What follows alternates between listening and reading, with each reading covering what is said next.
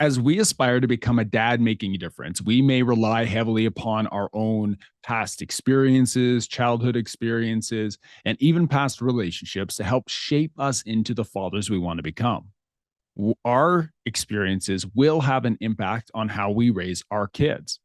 But what happens when you look back at your life and you realize that you never had those positive relationships, that you didn't have the positive role models, and that your childhood was just full of trauma after trauma? Today, I'm having a conversation with Rob Decker, where Rob is going to share his amazing transformation story on how he came through a childhood full of trauma, a life full of addiction, and even through a failed suicide attempt to come out on the other side as an inspired man dedicated to loving others, and how through forgiveness, he was able to become the father he wanted to be, the type of father that he never had. This is a great and heavy conversation. I encourage you to listen to every word. This conversation with Rob Decker starts right now.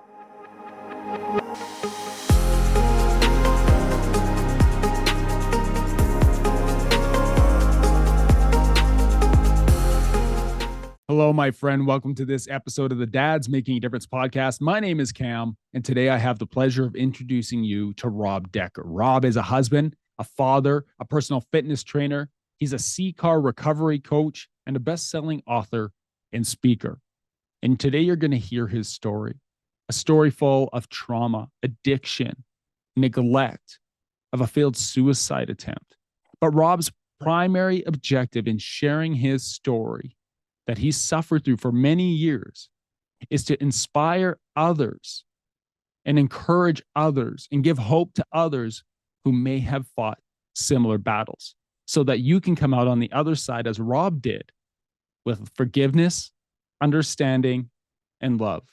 Because there are men out there right now, dads out there right now, who are suffering with loneliness, suffering with addiction, suffering with no hope, with mental health. And Rob is here to let you know you're not alone. Rob is the founder of Rise as Lions, a nonprofit whose mission is to create shame-free communities. Rob's an amazing guy. He knows that there's a silent crisis right now, and the number of people with a mental health issue is growing at an astonishing rate. And it's time to bridge the gap with mental health systems and supports for all who need them. I'm so excited for you to hear this conversation. It's a deep conversation, but it's a powerful one. Here is my conversation with Rob Decker. Rob, welcome to the Dads Making a Difference podcast, brother. I'm pumped that we can make this happen. Well, dude, it is about time. And I take that, right? I own that, man. That's not on you. That is on me. Hey, when you have two guys who are driven to make a difference in the lives of other people and are pushing hard, who are dads and professionals and got businesses and going, man, that's what's going to happen. And so if you're listening to this, Rob's being very gracious right now, but we've tried to connect for months. And today we happened to connect on the phone, just a quick call while you were in the vehicle and I was in the vehicle, and like, you know what, let's make this happen. How about tonight? And so here we are. So thanks for taking time. You know, you were just being dad, putting the kids to bed, right? Yes, just being dad, just rushing home after baseball practice, trying to get food in my son's belly, and then, trying to send my wife off while putting my daughter down, one of my daughters down. Yeah, real life stuff. So you got 3 children. I do. Yeah, I have a 6-year-old Caleb. I have a 3-year-old Gianna and a 3-month-old Violet. And I actually have a 23-year-old son. He's out in Georgia, but I don't have to worry about putting him down to sleep. So he'll take care of himself. Yeah. Yeah. He's got it. So your dad, husband, Rob, we're going to mix it up a bit. The guys who listen to this podcast know I always ask guys the same 2 questions at the end of every interview. After they've told their story, after all the stuff, I ask them what area of growth as a dad they're focused on right now or they're excited about. And I want to lead with that question because I think that question in itself will tell us so much about you and open up doors and pathways that we can go down for this conversation. So yeah, Rob, as a dad, what is one area of growth that you're really excited about right now or you're diving into? You know, really right now it's really being engaged with my son Caleb. I mean, I'm engaged with all three of my children. Um, but I had a different relationship with my dad and my son Caleb and I, we have this cool bond. And, I don't want my negative childhood experiences to impact my son. And I don't want to like compensate, overcompensate with my son, just trying to do the polar opposite of how I was raised, because I think that can be harmful too. And so just really being mindful in all those like developing as a dad and seeing parts of my dad in me and trying to do things a little bit different without going overboard, if that makes sense. It makes sense because I know your story. Oh, yes, And you that's do know it. why I wanted to ask that question. Because so Yeah. often as dads, we will rely on our own experiences as kids with our fathers to shape what we do. Kind of like the bread part of being a dad, right? Right. And you do it so naturally, and you've got your kids. And I loved getting the text before this. Like, got the 3-month old, we're just trying to put her down. Like, it's just so real for you. But you mentioned not Yes. wanting to overcompensate for maybe the struggles you had when you were a kid and what happened in Hmm. your upbringing. So I want to dive into that. Why don't you tell us a little Yeah. bit, like, what was your childhood like? Oh, it was very challenging. And you know this, Cam, and you know this. um, I was raised by my stepfather, who I believed was my real dad until I was about 6 years old when I found out that he wasn't, right? I got last day of school, show up to the house. I have a diploma with his last name on it. My parents sit me down, and that's when they let the cat out of the bag. It's like, hey, I'm not your real dad. And, you know, um, I truly believe that did a number on me. I mean, he was dad. He was dad, and my sister was my sister, and I think what happens too is just like, well, okay, well, you're not my real dad. Where's my real dad, and why isn't he Right. around either? Right. And so it was kind of like a double whammy at such a young age. And my sister always got treated a little bit different than I. I mean, it was his natural daughter. My parents basically got together at a very young age. What happened was my dad met my mom when I was about 6 months old, and they did what adults or irresponsible youngsters do, and Yeah. Yeah. and my mom got pregnant, and his family encouraged them to get married. That was the right thing to do, right? And so you have two people that probably shouldn't have been together, trying to make it work and trying to make it happen. And um, in that process, I saw a lot. I saw a lot of violence, emotional disturbances, drugs, alcohol, partying, cops coming to the house. It was just very chaotic throughout my whole childhood. And then when I was about 8 years old, I was molested by a neighborhood kid, and his dad and my dad were friends.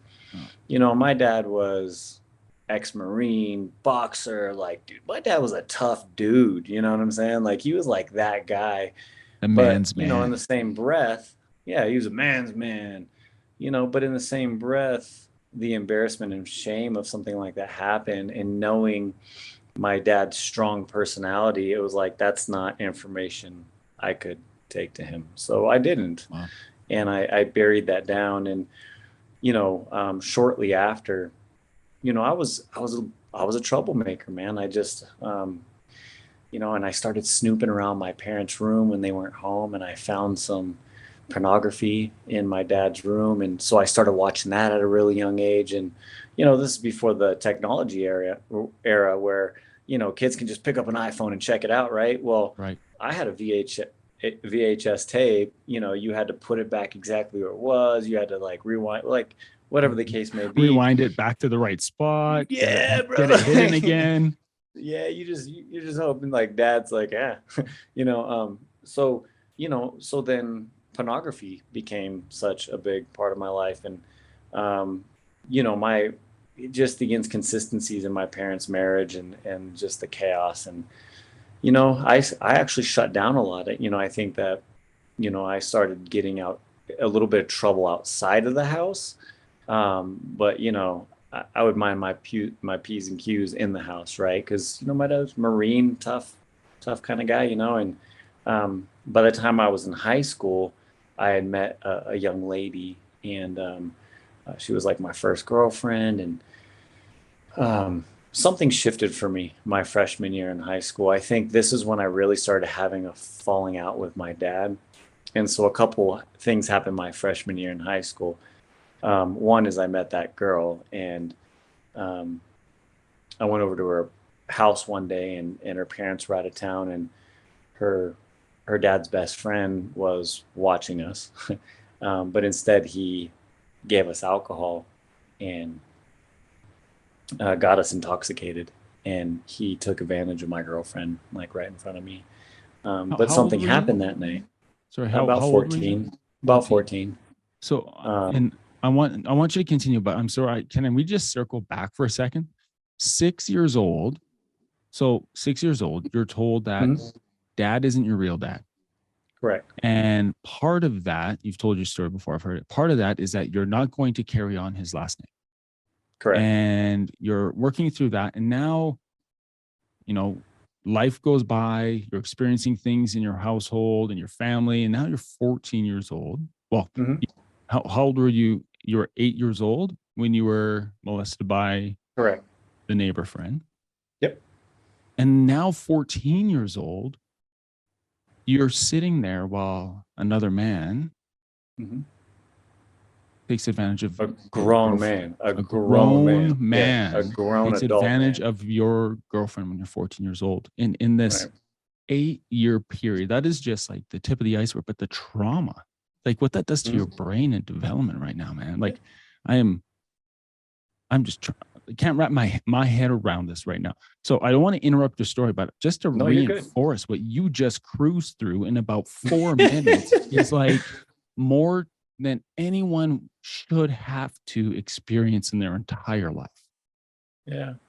I mean, Man, there was a lot of physical altercations, even in that time, so um, you know, we would get hit.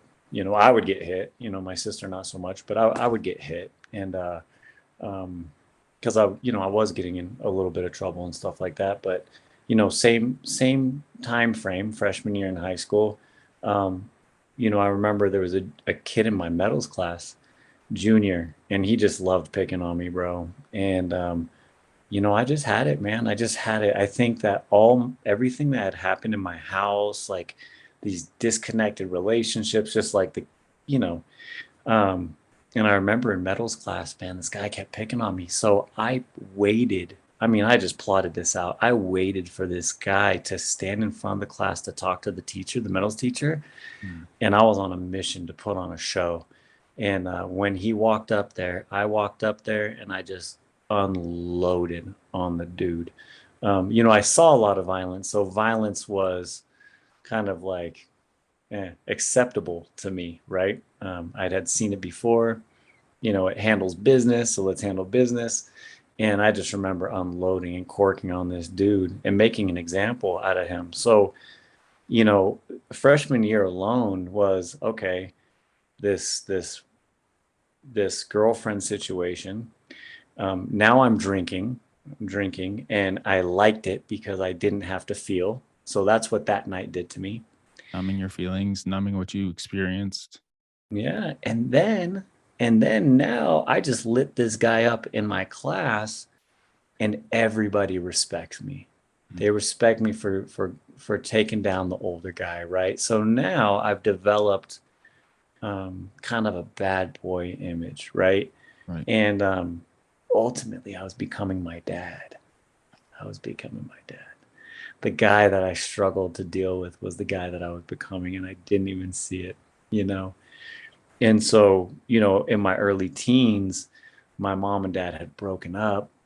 And I remember my dad came home. And, as I share about my dad, everything's been forgiven. I love the man. Like, everyone had their own junk. And so I don't want anyone, the listeners, to feel that, like, dude, I'm just trashing this guy because he's my dad and I love him dearly. Um, but he came home one day, and uh, he came to my room and told me to go do the dishes. And and he had brought his girlfriend home with him. And I was just like, dude, like what? Like mom is here, bro. Mom is here. Mom was in the house and your dad brought girlfriend home. Hmm. And so when he came into my room, I had a few choice, not so PG-13 words for him. Right. And he threw me off the bed and he walked over and he stuck his foot in my throat and he said, if you think you're a man now, come meet me in the living room. And I was over it, man. I was just like, so I met him in the living room and he steps on my toe, he steps on my foot, and he just open hand slaps me, knocks me back. And I just open up on the guy. I just, and he was shocked. I don't think he was expecting the return. Right. And, but that was it for me. It was over. It was like that. He just picked me up, he dipped me, got me in the couch. And, you know, um, my mom and his girlfriend had to come over there and stop it before it got too ugly, you know. Um, and that was just kind of the falling out completely at that point with him. It's like you really have no business coming here with your girlfriend and telling me what to do at this point in life, right? I'm out here just trying to figure it out now, you know. Right.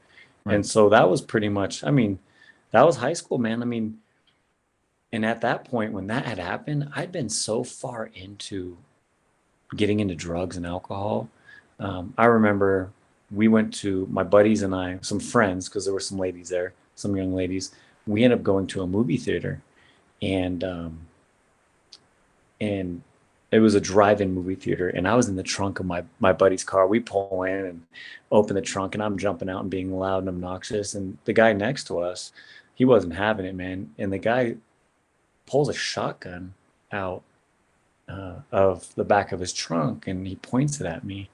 And I was like, what are you going to do, man? I dare you. Like, I mean, this was kind of just the place that I was in my head at this point because it was just Yeah. like, I just don't care. Wow. and, Yeah.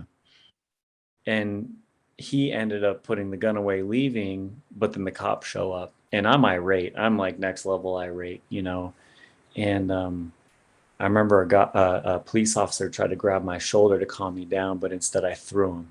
And then I got tackled. And that was pretty much the beginning of my life of physical altercations Mm. with authorities. And it really rocketed my aggression, because now going to jail, juvenile hall, there was a certain level of clout that came with that. Unfortunately, I let that feed the identity that I was trying to develop, I guess. Right. And that was pretty much my teens, man. Um, Wow. Can we pause there for a moment? yeah. 6 to 8, 8 to 14. Now you're Hmm. 14, going through high Hmm. school, experiencing this. And then you said that it was the identity that you were creating. Hmm. Were you, and you also mentioned that you realized you were becoming your dad. So I want to ask, so the same question for kind of both things you said. Did you realize it in that time? Did you No, realize that you were no. becoming your dad? Did you realize that you were crafting this identity, or were you just like flying by the seat of your pants, drugs, alcohol, fighting, parties, and this is just who you were becoming? I didn't realize I was becoming him until um, deep into my 20s. Okay. When my closest friends like would start calling me his name, Okay. because they'd seen Wow. parts of him. You know, yeah, I didn't see it, man. I didn't see it. but I totally was becoming that, but probably even more reckless. I think he was a little bit more responsible at times with it, as a man that had responsibilities. I didn't have responsibility. I was trying to figure life out. I was trying Mm. to find my place in this life. And so I couldn't wrap my mind around it, and the crazy thing is also in high school, when my dad left the house, my mom thought it would be a good idea for me to meet my biological father. She's like, ah, you I meet was your dad's. wondering if you meant bio dad. So I biological father, did. mom suggests this meeting. Yeah. Yeah. And so I'm at school and all day and super excited. And I come home and I see his little truck out in front of the car or in front of the house. And I walk into the house, man, into my mom's bedroom, and he's smoking meth. And I'm just like, man, like, this is like, and all day I'm like, man, does this guy act like me? Does he look like me? Does he think like me? Like, you know, um, and here he is, man, smoking meth. And I'm just like, man, I just can't win, bro. I Wow. just can't win. So, Wow. um, So and two then, for two, like two for two. yeah, You have this experience with stepdad, who you call dad because he raised you since you were 6 months old. yes. So I call him And dad for sure. yeah, so dad, this is your unhealthy experience with dad. Yeah. And then you have this glimpse of maybe, I don't know, hope, maybe this Yes, yes, yeah. anticipation for 100%. Yeah. meeting, yeah, biological father. And you walk Yeah. in and it's a little bit more of the same. Like, so Yeah. how do you feel in that moment, man? Like, how do you process through that? Well, I mean, I guess it's just you are so accustomed to the disappointment at this point, you know, you, I was victimized a lot growing up, right? So you start developing a victim mindset, and that's just like, woe is me kind of thing, right? I mean, that's just what it is. Oh, well, I don't really need him anyway, right? Um, so yeah, it just sucked, man. It just sucked. But that's just how we grew up. I mean, we grew up around all the drugs and the alcohol and gangs and, you know, violence and chaos. And, my house was the house. My house on our block was the one that was known to stir all the trouble, right? The Yeah. one that had the Yeah. cops around the most. The quote unquote The the flop one, house that everybody would just yeah. go to, and that was the place. Yeah, because at some point, my mom was on her own mission. My dad was out of the house. I mean, my sister and I lived in our house for months without adult supervision. And there was times where we actually didn't have lights. We didn't have electricity, but we were still living in the house and we were fending for ourselves, trying to find food and stuff like that. And so, um, I'm fortunate because I did have people in my life that were helping me out, and you're more grateful for it later down the road when you look back and like, I'm just, they helped me get by, they helped me get through a Yeah. lot of stuff, but Who was the that? trauma that's it. Huh? Sorry, who I don't want to interrupt you, but man, You're it's good. so fascinating. Who was that? Who do you look back and say, you know what? I didn't realize it at the time, but they were there for me. Well, it was definitely my buddies Joe and Benny. My buddy Billy, like Billy was my oldest childhood friend, but he lived like I had lived, and so him and I had lived common lives where, and he's like my big little brother. So he's younger than me, but he's big, and he was a force, man. Like, I'm glad he was on my team. um, but he had his junk, so it's not like his family really brought me in. So my buddy Joe and Benny, they were actually cousins, and I had met Joe when I was playing baseball in the eighth grade. I made all stars. His dad was the all-star coach. So me and Joe became friends our freshman year in high school because we had that medals class together, the same class where I ended up getting into it with that gentleman. And then I met his cousin shortly after that. And I pretty much became a part of their family. And they did their best to take care of me. When I was in juvenile hall, like, they would let me call every single day. And when I was out, they fed me, they let me spend the night as much as I wanted. Like, they really did their best, which was really awesome because that was family for me.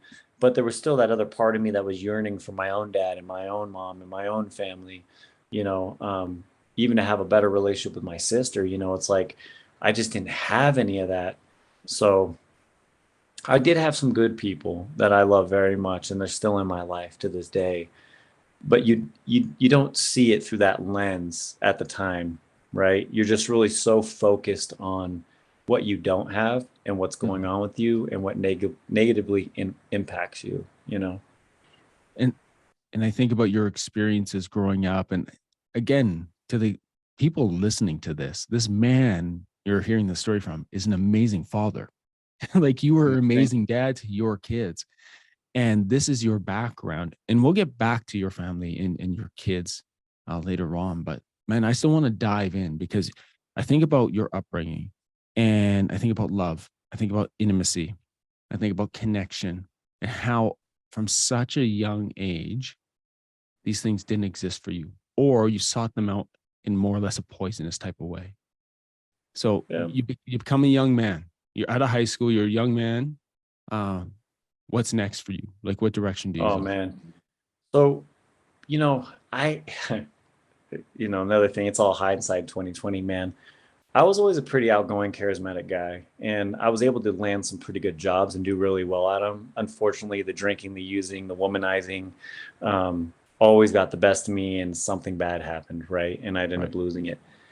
But I'll be honest with you, man. My 20s, for the most part, outside of spending some fun time, like, and I'd hate to say, well, there was drinking and using, and there was fun times in that because I was connecting with my buddies. Like, I don't regret any of that stuff. There were actually fun times. But the problem for me was I couldn't just have fun with drugs and alcohol, right? Mm. Um, what I was using it for was to really run away. And so most of my 20s, man, I was just heavily addicted. Early 20s, I started using cocaine and I fell in love with it, man. And I was, eating ecstasy all the time and just getting super drunk. And most of my 20s, I mean, really, really was, there's some blotchy spots in there. You know what I'm saying? And Yeah. Yeah. eventually, I was working at a gym around 29 years old, and I met this young lady, and we hit it off. And I'll be honest, man, I knew it was a bad idea. I really knew it was a bad idea. I was actually already kind of seeing someone at the time, but that was me. Had to have a few ladies on the roster because I'm insecure and I need that validation, and Mm. I'm Mm. truly afraid of commitment and Mm. childhood stuff. And Yeah. we got into a relationship, and that went south pretty quick, and we ended up breaking up. Well, when we broke up, I went and found faith, man. I was just like, my life was, I had a guy at my gym who was always trying to pour God into me, and so that's the avenue I went at 29. Is like, I'm gonna give this God thing a try, man. I'm gonna give this Yeah. Jesus thing a try, man. And she went down the path of escorting. Mm. So, yeah. And one day, I think it was a couple months, few months after we had broken up, like, I get a message from my buddy, hey, check this out. And she's on Craigslist. I don't know if you guys have Craigslist, but um, Craigslist, you can go find whatever you need, right? Right. Cars, jobs, women, right? Mm. So at the time, escorts were allowed in California on Craigslist. Wow. And he sends me the link, man. And I'm like, dude, that's her. And my heart broke because I still cared about her. Hmm. Um, so what did I do? Silly little me. I reached back out to her and I developed a relationship with her again. Yeah. And within that Longing for relationship, that connection. Hey, longing for that connection and that just validation piece. well, like drugs and alcohol. Right. I used sex, drugs, and alcohol for connection. It's not real connection, right? It's very tainted, but that's what I was yearning for, was true connection, but I didn't know how to achieve it, right? I mean, I wasn't taught any of that. So, um, you know, her and I get back into a relationship, and she's on a trip, and she calls me up and she tells me everything short of being raped um, um, beaten. from this man. And she's just like, when I get back home, let's, I'm done with this. Let's work it out. And I was like, okay, let's do it. And when she got back, I was at a buddy's house. She picked me up. We went to the liquor store. I'd been drinking that day, and we went back to her apartment and we started engaging in conversation. It was really uneasy because um, knowing that she was raped and beaten, and now here she is back like fully in my arms again, and Yeah. it was just very uneasy. And we get into a little bit of a tiff. So I go downstairs to take a nap on the futon, and I wake up to the cops banging at the door. Yeah. And she comes downstairs, and I'm like, what's up? Like, what's this all about? And she said, I called the cops and I told them that you raped me and that you tried to kill me. And, I was in this place. I mean, I was scared, confused, felt betrayed. My life just flashed before my eyes. Man, I was living couch to couch. I had no job. I was a drug dealer. I was an alcoholic. I was an addict. You know, I had nothing going for me, man. I really did. And at that point, at 29 years old, crazy.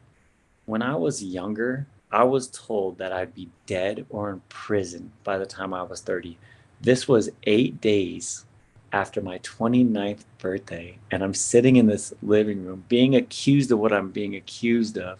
Cops at And the the door. moment just sits before me. There's cops at the door, and there's a third story loft window right there. What are you doing, Rob? Death or prison? And I chose death. I opted for death. And so I ran headfirst out of a third story loft window with the intention of breaking my neck and killing myself. And my foot clipped an awning, changed my fall, and I severed my spine, broke both my arms, and collapsed my lung. And I survived it. And Whoa. I went in, 10-hour surgery, woke up, cops come in, throw shackles on me. You're under arrest for rape and attempted murder. Throw $1 million bond on me, man. Yeah. Man, And I got goosebumps right now, but oh, I'm but glad you're that was here, the man. yeah, me too. Well, I'm grateful. Here's the crazy thing. I tell people I'm grateful that I got molested.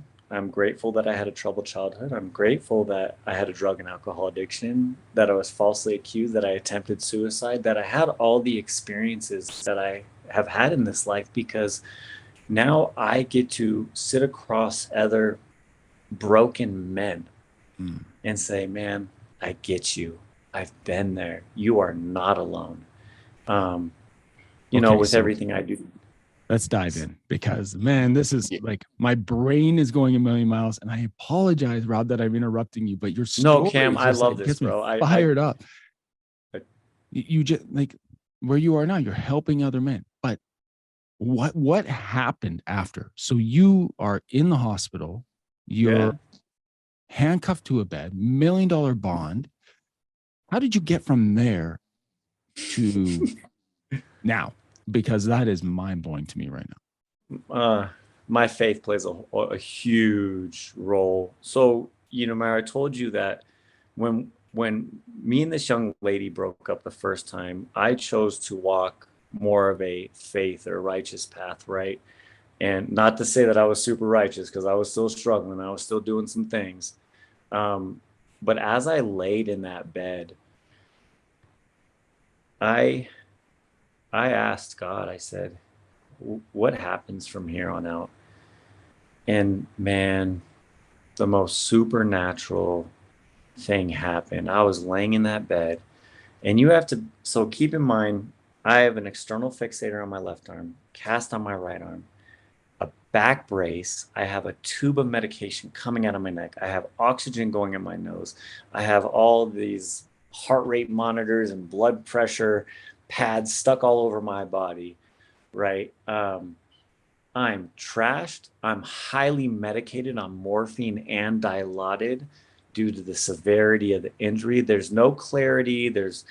Like And all of a sudden I get this peace that comes over me, and with the like utmost clarity. And it was just, man. And I hear the charges will be dropped, your bills will be paid, and you will walk again. And I doze off, and I wake back up. The lights, the chaos of the intercoms, the doctors, the nurses, the cops right next to me, the machines are beeping and going, and the chaos is back, the pain is back. But shortly after that, one of the cops that came in to cover a shift was like, "Yo, Mr. Decker, they're gonna drop the charges." Mm-hmm. And so in a few days, like, cops came in, man, they took the handcuffs off, and the cops were pretty cool. It was a different set of cops. So the detectives were the ones that arrested me. The cops came in and were like, "Yo, Mr. Decker, we hope that you heal. We only hope the best for you." You know what I'm saying? And then shortly after that, so now we're going to talk about some of my mom's stuff. Yeah. So while you're under arrest, you're shackled to a bed. You don't get visitors, man. You're you're arrested, right? You're arrested. You're locked up in that hospital. So my mom, I see her in the hallway, and she's crying, hands on her face, man. And she walks in. I'm like, "What's up, mom?" I already knew what was said. I knew exactly what that doctor said to her. And I was like, "What's up, mom?" And she's like, "Nothing, honey. Everything's gonna be okay." Just like, "Oh, everything's gonna be okay, okay, mom." And I'm like, "What did he say? I saw you talking to the doctor." And she's, "Oh, nothing, honey. You're gonna be okay." And I looked at her, and she said, "They told you I'd never walk again, didn't they?" And she just buckled, man. She just lost it. And she comes up next to me on the side of the bed, and she looks at me and she says, "Son, I wish everything had ended for you that day." And Wow. you know what I heard? "I love you, son. I don't want you to hurt in this life anymore." Yeah. That's what I heard. And she didn't want to hurt. My mom had a really tough upbringing. She ran away at a young age. She was beaten. She was raped. She had me at 17. She was encouraged to have an abortion. My mom had a hard life, man. And here she is, like, sitting bedside, and I felt her, man. And I knew, like, that's just her way of saying I love you.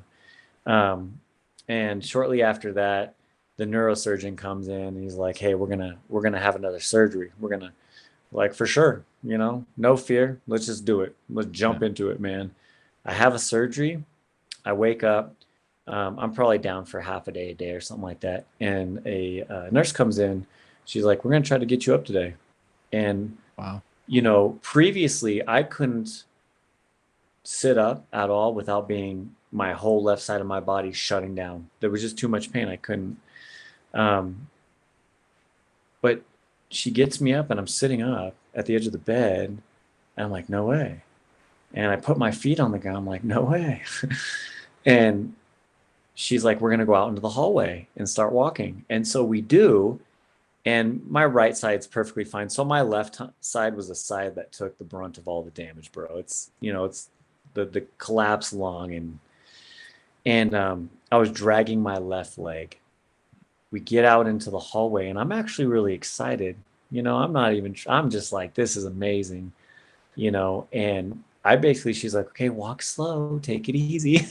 Yeah. And dude, I just beeline it, man. I just poof, and I end up running into the wall, and she's like, "Oh my God," "Oh my goodness."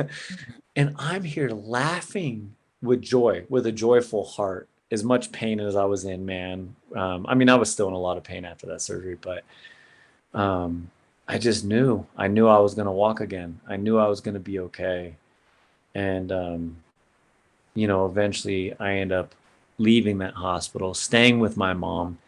And in that time with my mom, I remember she came home one day, and I just broke down crying. My mom took me in. We didn't have a great relationship. We didn't even really know each other, or I didn't know her, right?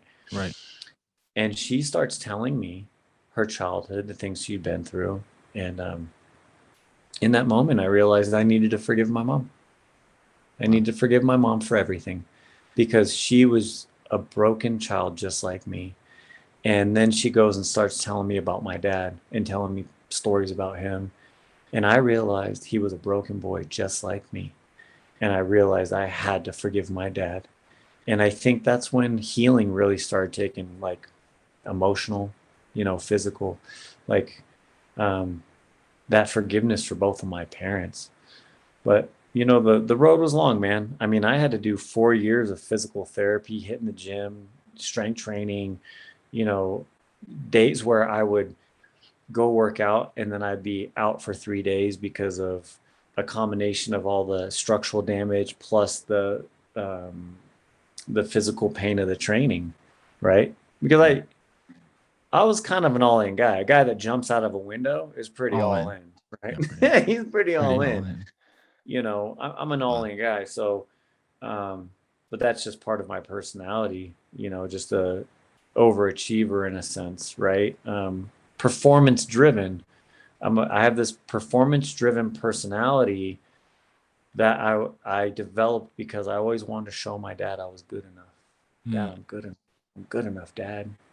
My daddy issues. Like I just wanted him to say he was proud of me, man. And so, in turn, I everything I did, I went all in with, right? I mean, and that included drinking and using and all that. Everything was a game and a competition to me. Even with drugs and alcohol with my friends. And most of my friends were a lot bigger than me. And it was a nasty game because of the always wanting to prove myself, Right. you know. But what happened was, as I started training and getting healthy again, there's the performance mindset, right? Right. My dad was this Marine, this tough man. And I think that's one of the qualities. He was very gritty and resilient. And I think that was a quality that I developed when I was learning how to walk again and get in shape again, um, was my dad, and knowing how tough that man really was outside of his struggles with drugs and alcohol and, not letting certain things in the past go. And so I spent 4 years after physical therapy gave up on me. It was like, you're done. I Hmm. was pretty much stuck. I was told I was never going to walk again. If I did, I'd be fully medicated. Um, there was no real hope for my future at all. And, but there was, I think that when you're laying in that bed and you have this moment of clarity in the midst of pain and trouble and trauma, and all of a sudden everything that voice says starts to come to pass, like there's a purpose for your life and there was a hope for my life. And I wanted to pursue that, you know? And so that's what I did. You know, I Man. I decided I made a conscious choice to fight the good fight and to try to make the most out of this life. And so the next 4 years, I just took care of my body outside of the drinking and occasional using. Um, the fitness got me off of all the pain medication. And if you were to see I'm sure you have seen my x-rays, they're absolutely insane.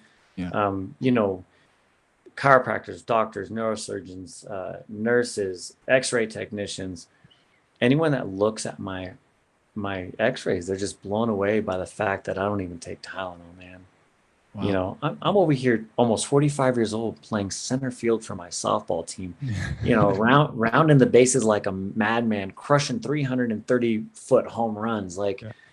you know, there was purpose in my life, and there was Yeah. purpose in all that trauma and all those experiences, again, that led up to who I am today, you know? Amazing. Rob, you're amazing, brother. You're amazing. Nah. Man, I love you. I love your story. And you said you're all in, and I I am heard you all. and I heard you say that story.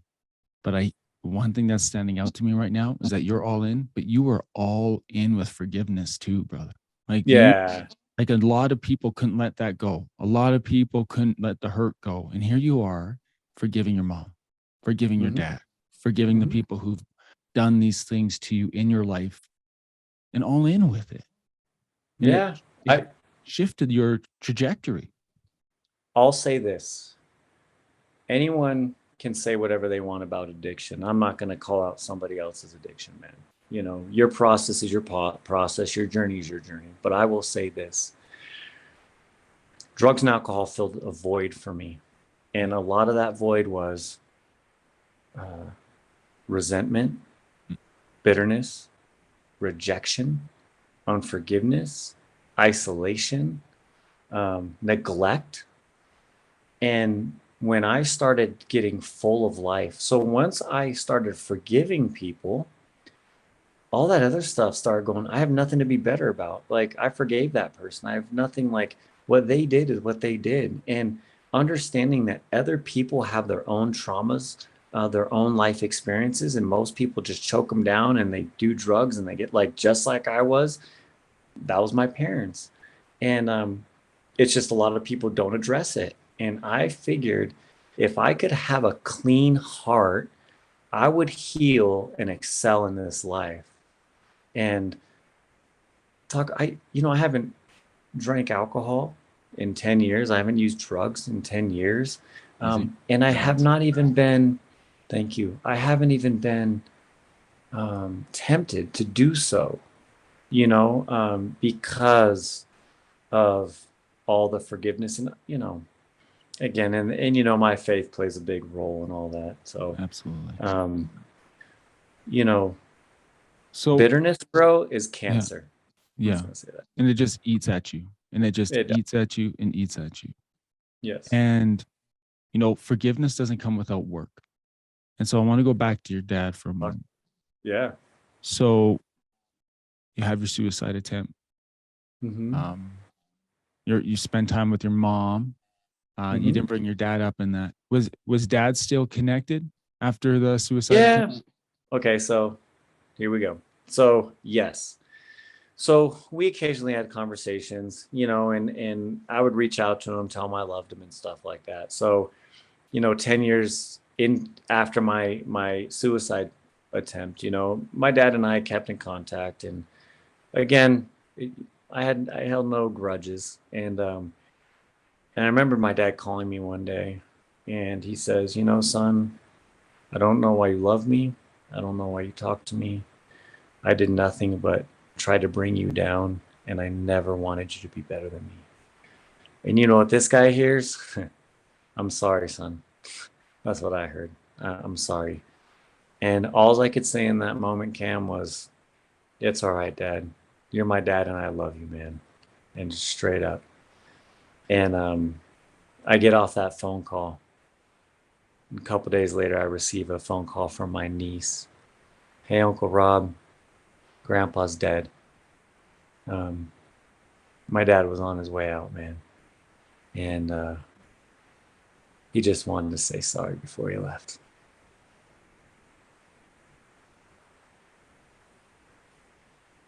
Powerful stuff.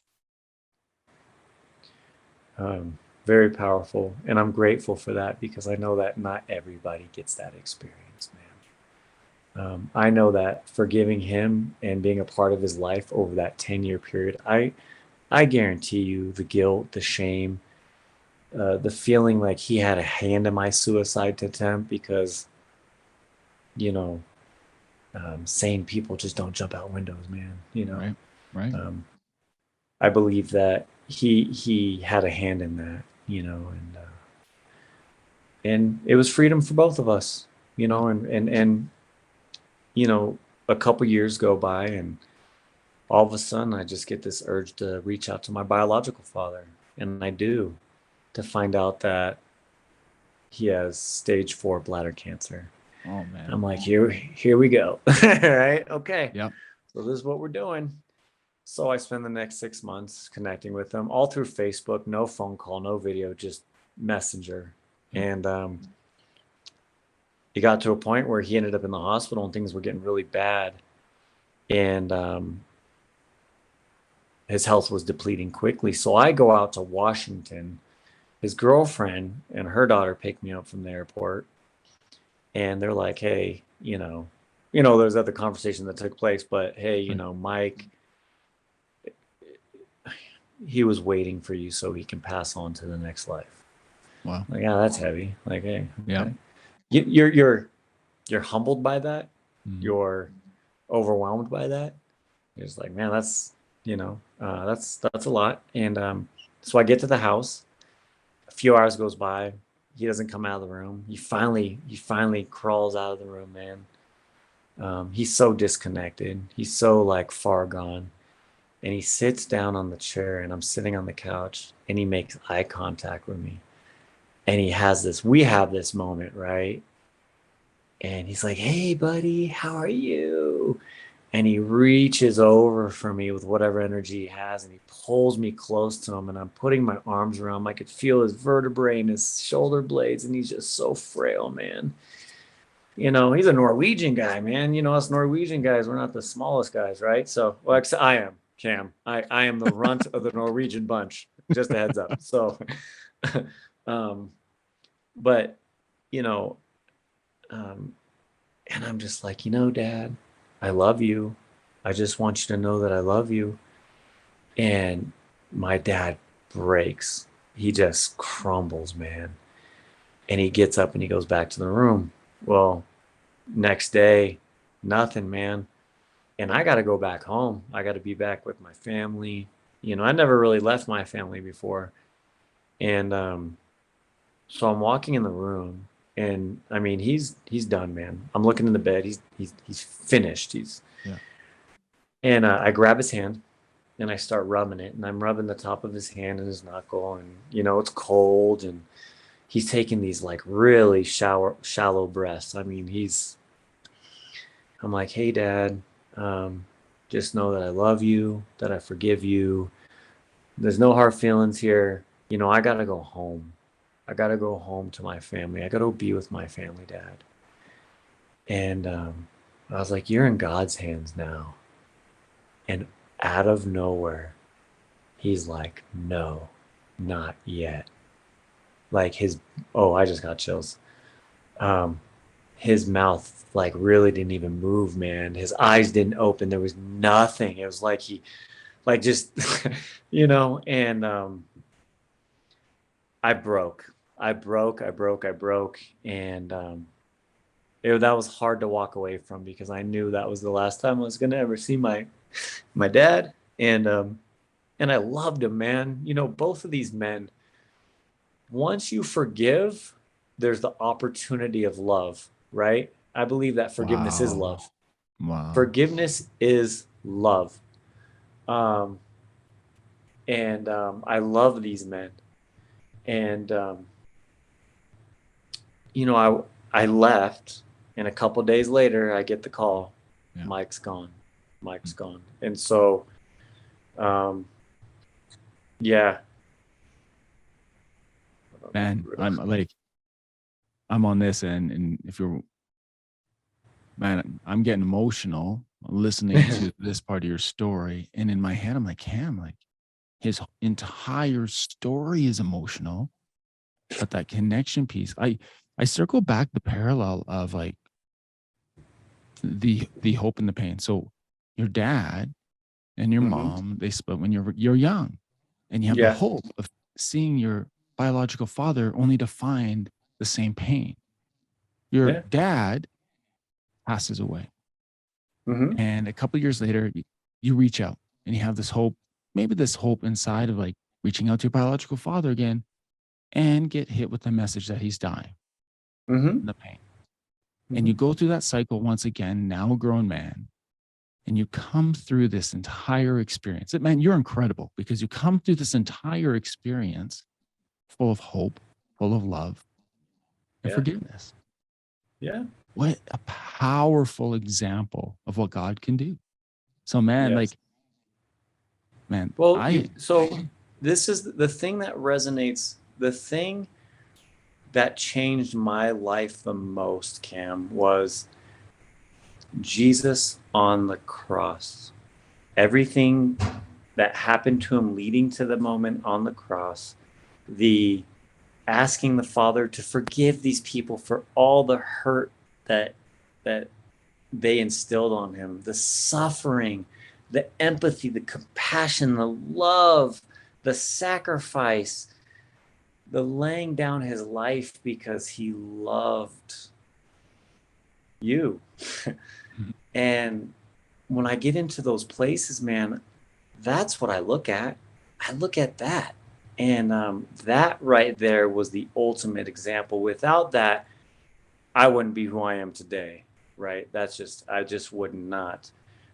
Whether someone takes the message of the cross as just an amazing story, or someone truly believes that's their savior, like myself, like there's no more, there's, you can't name a more powerful story of forgiveness and love, than that to me. So, um, that has been a driving force in my life, and in my healing as well. Amazing. I appreciate you sharing because it was such a selfless act, right? And I A think, selfless act, correct. yeah. And And so, so I want to bring this full circle. So now yes, you're a dad. Now yes, you got your own. I do. And now that we know your story, people are going to be like, how does he do it? Like, Uh, how does he do it? So, like, I'm going to ask you, how do you do it, Rob? Like, how do you pull it off? um, Do you feel like you're going by the seat of your pants sometime? well, yeah, I mean, Well, I think we all do. I am so bought into my purpose, Cam. I I am love it. so bought into um, loving other people. I am Yeah. bought into it. I was loved through the whole process. I see that. I know that. Again, the message of the cross, that was love. I have that love. That love lives inside of me. And so the things that I do are out of love, being a father, being a husband, um, my nonprofit, working in recovery, you know, um, all of it, man. My buddy Adam and we're working on a podcast together where we get to share stories like this, and really make an impact on people. Let people, you're not alone. You're not the only person that has felt this way before.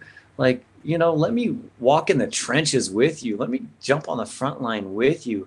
I'm not here to play the background man. I'm here to get dirty with you, because I know I've been there. I've done that. I know what it feels like.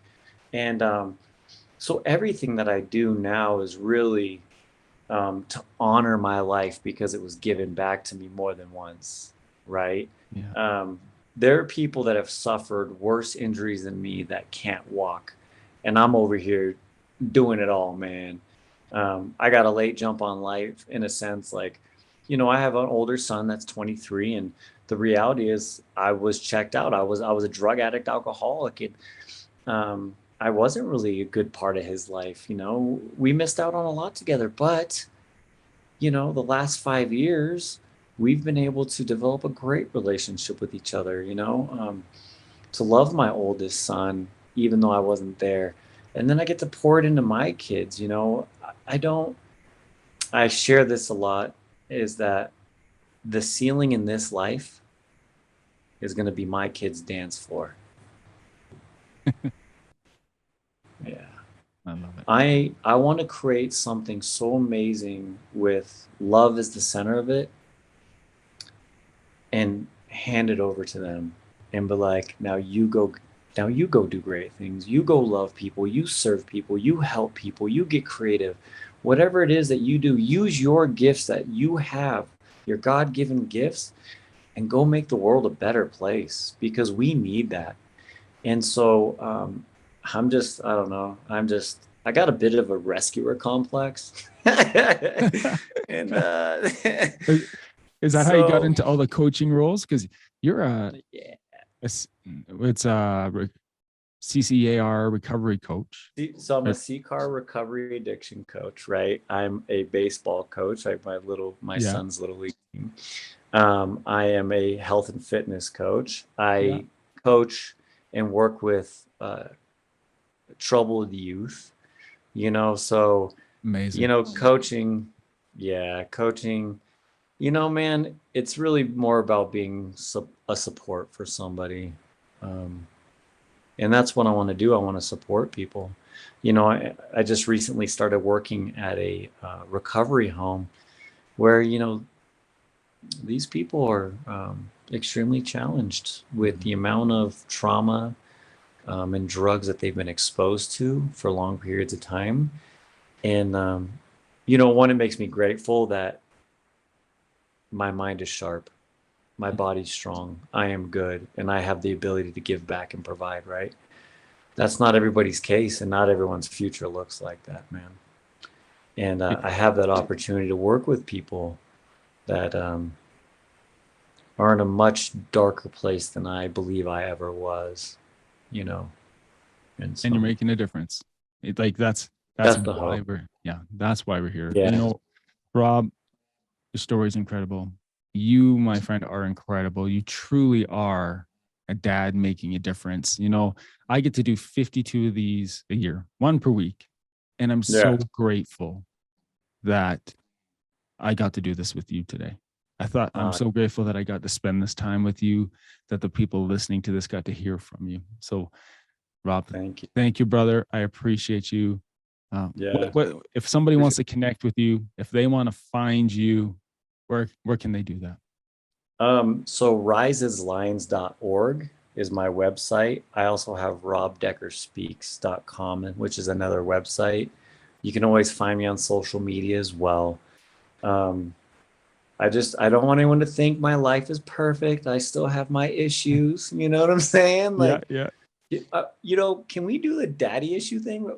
yeah. My little boy, my little 6-year-old, man. I have to. I just have to, Cam. This is I the love it. extended version. These are the extra clips, bro. I love it. I have to talk about this. Well, over the last week or so, my little boy has just made me so proud. I always wanted to be the proud little boy, right? Right. I want my daddy to be proud of me, and I'm sure both my parents are, my dads are very proud of me now. But, you know, my little 6-year-old boy, Caleb, he plays up a level in baseball. He plays with 8 to 10-year-olds. First game of the year, he hits the game-winning RBI. The 6-year-old, the little 6-year-old. There's guys twice his, but you know what? As a dad, I'm on the sidelines. I'm there with him. I get to see this thing. I get to take a part in this beautiful, like, oh man. And that really brought tears to my eyes. And then, you know, today my son, I have one of my closest friends is he played semi-pro baseball, and so he comes over and he coaches my boy, and he coaches him a little bit. We go to the batting cage, man. And my son took everything he was taught in that one session, 6 years old, and he turned it up at the batting cages. I mean, it it was, and as a dad to be able to see that, um, man, I mean, it just tears it, man. Just Isn't to it what great? you know what it is, Cam, because I see myself in my son. I don't try to make his life about the life I didn't have, which I have to be careful about, Mm, right? yeah. Um, I have to be very careful about. Baseball was my dream, right? I am just grateful that he has taken a very deep liking to the sport and he's excelled at it. I was never encouraged to excel. I was always shut down and things were taken away from me. Mm. And so, I think the challenge I have with my son is don't make this about you, Rob. Caleb is his own individual. And so, any dads listening, dude, I am not perfect. I have my issues. I have my moments. I have my junk. Don't get it twisted, man, because I do. Um, but you're mindful of it. You pay attention, and you always do what's best. And so, I had to share. I'm so proud of my little boy, and being a dad. I think when you've been through the things that I've been through, becoming a husband after everything you've seen growing up. My wife is the only woman I've ever been committed to, right? Um, my children, just, man, it brings up a lot,